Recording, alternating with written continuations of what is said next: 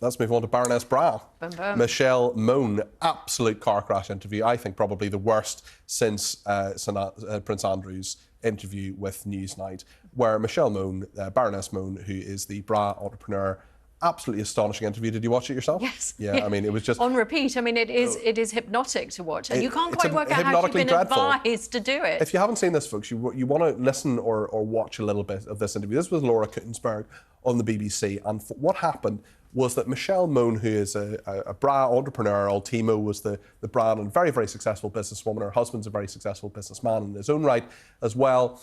They were put in a sort of VIP fast lane, which meant that they were had preferential treatment for gowns and for masks during the pandemic. And what happened was that they got a huge series of contracts, about over £200 million. They made a profit of about £60 million.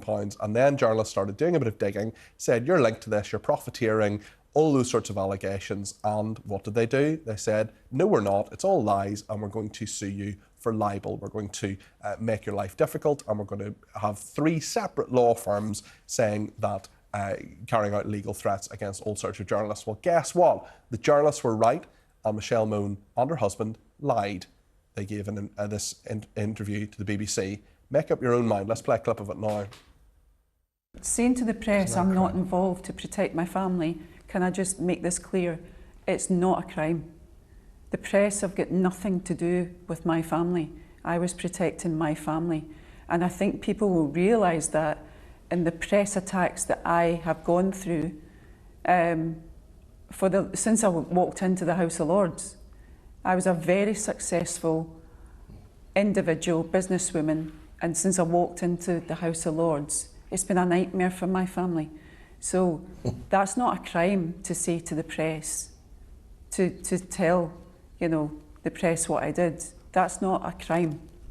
That's not a crime. Well, it's not a crime. It's not a crime, but she was threatening legal action and threatening to destroy the lives of various journalists and journalistic institutions, balance books, because we're going to sue them for apparently libel. But it wasn't libel. It was true.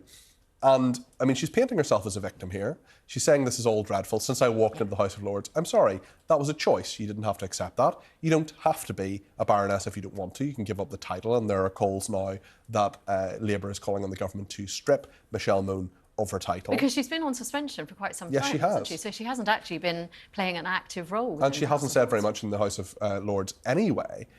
But I mean, she's saying it's not a crime, but she was lying, and then she's saying, well, don't blame me for lying, I've done nothing wrong. I mean, most people would say that consistently lying and threatening people when they were telling the truth is morally an incorrect thing to do. I think it's the threatening letters that don't get mentioned in her interview. From 3 separate law firms. And it's very and they were very aggressive. It was very, very much about saying, yes, we will sue you if you print any of this. And now, of course, many of the institutions, I think it was the FT, the New European, are saying, well, this is the background, this is what we were dealing with. And in the interview, she doesn't really address that. In fact, she says something rather strange. It wasn't my intention to pull the wool over people's eyes. She kept saying that. Actually what you were doing. That was exactly her intention. That was exactly her intention. That is what it is when you were lying. It was fascinating, actually, the sort of moral universe that she appears to inhabit.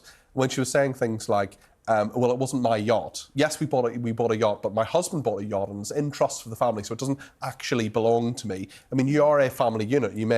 Things may be split off for financial reasons in different directions. Well, you can't benefit in one way, but then not benefit in another, yes. And that's the problem. And I think there's also a sense in which she is trying to, as you say, play the victim. That psychological manipulation that we're by even agreeing to do the interview is about saying, I've got my story to tell. I want you to feel sorry for me. I want to be able to turn this around so that, all of the... Isn't it awful being so rich? It really is dreadful. It's not really my yacht. I'm sorry. I think she's shot herself in the foot dreadfully.